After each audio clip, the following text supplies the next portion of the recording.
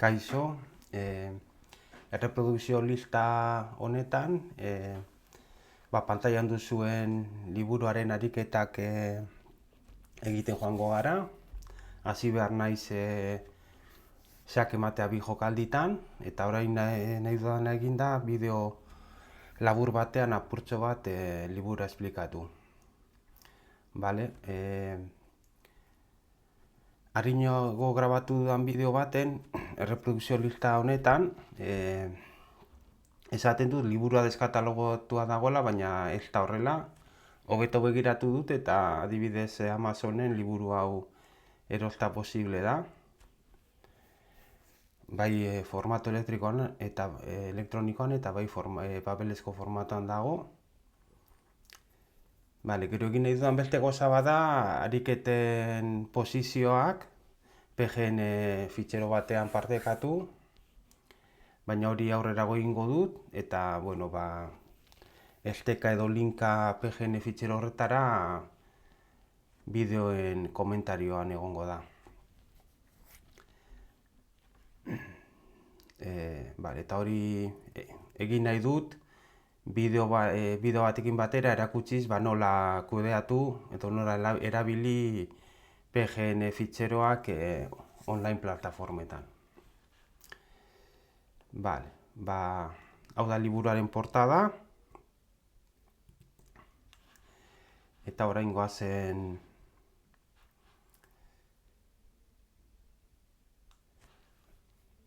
liburuaren egilea Laszlo Polgar da Polgar aizpen aita. Polgar aizpak oso famatua dira, eta izan direlako, Judith Polgar izan delako inoiz izan den emakumea den jokalaririk onena, eta urte askoz egon zen munduko 10 jokalari onenen artean. Espero dute beraietaz hitz egitea beste momentu baten. Orain momentuz, joango gara ikusten liburuak zer dakarren. Orduan liburuak hainbat kapitulo ditu, ikusi dezakezuenez. Liburu ingelesez dagoen arren, ariketa direnez, ez dago testurik, beraz ez du aukiko problemarik liburua jarraitzeko. Lehenengo kapituloan jokaldi bateko xake emateak agertzen dira. 306 ariketa dira. Hori eta gero, jokaldi bitako xake emateak dagoz, eta daude banatuta 3 sekziotan. Lehenengo hor agertzen da, 2 bat, eta da xake emateak aurkitzea, eta gero datoz kombinazioa atal 2. Lehenengo atalean ez da beti xake ematera heldu behar, eta esan genezake direla adibideak benetako partidenak. Bestalde 2-3 puntuan ikusten da posizioak apurtxo bat arraroagoa direla eta konposizioak direla. Zer dira konposizioan? Xakean konposizioa deitzen zaie asmatutako posizioak direnean. Orduan ikusten da, posizioak ikusten dira apurtxo bat arraro. Hori eta gero, datoz xake emateak 3 jokalditan.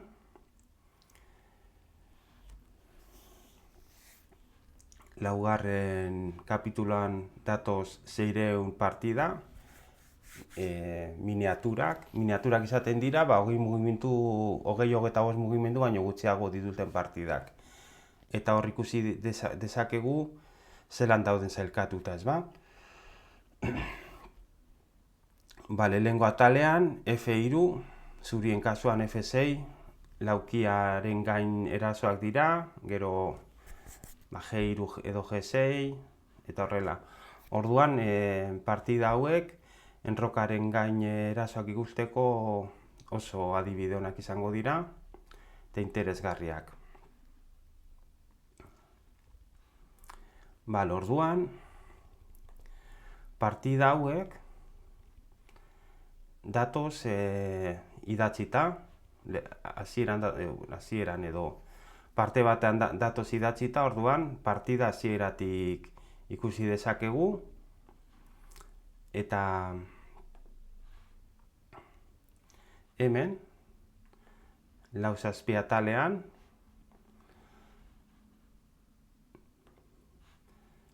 partida horren posizioak datoz. Posizio honetatik aurrera, guk asmatu behar dugu zeintzu diren jokaldi irabazleak. Gero 5. atala dator. Atala hau asko gustatzen zaiz, dira era guztietako amaierak. Ariketa batzu datoz non zuriek berdinketa lortzen duten, eta beste batzuk non zuriek partida irabazten duten. Orduan ikusi daiteke, bazten dala errek eta peoien arteko finalekin, hemen adibidez 1333an erregina bat sartzen da jokoan, gero piezak ere, oso interesgarria benetan, baina, klaro, ariketak hauek egiteko,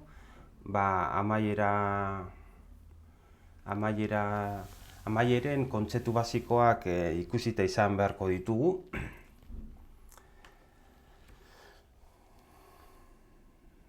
Bale, eta gero, esan diteke 6. dela azken atala, eta hemen datoz, polgar aizpen benetako edo txapelketetan jolatutako partidetatik ataratako taktika kombinazioak.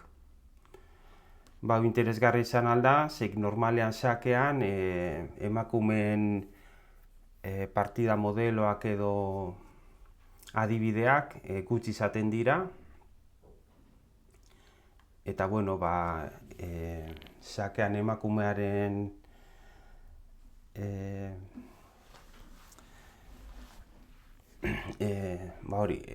papela lantzeko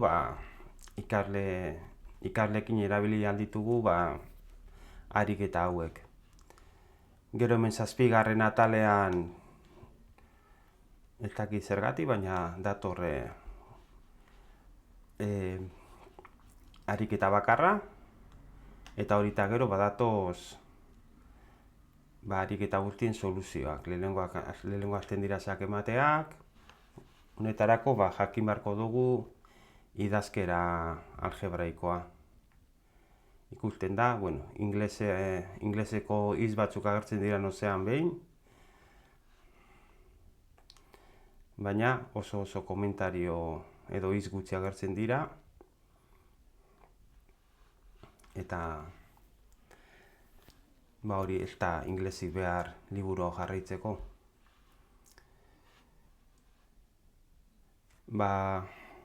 Hau da liburuaren aurkezpena, orain nire ideia da bideo labur batzuk egiten joatea, 8-10 minutukoak, ja pare bat grabatu ditut, eta ikusi dut 5-6 ariketa sartzen edo egin ditzakedala denbora horretako bideo batean. Orduan, hasiko naiz xake matea 2 jokaldetan ematen, bideo laburrak eginez. Hori izan da